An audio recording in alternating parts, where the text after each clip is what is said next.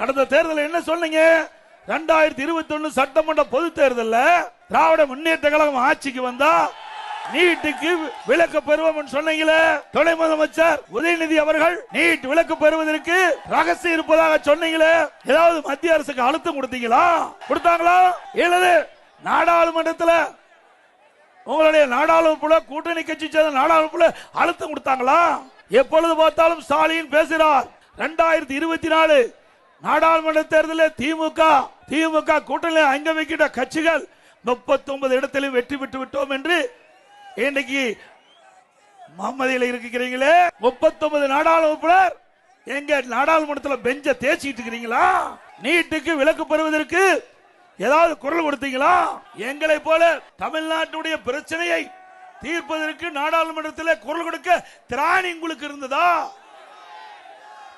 ஒரு நாளாவது நீட்டுக்கு விலக்கு பெறுவதற்கு நாடாளுமன்றத்தில் குரல் கொடுத்து நாடாளுமன்ற அவையை ஒத்திவைக்கின்ற சூழ்நிலையை உங்களால செய்ய முடிஞ்சதா?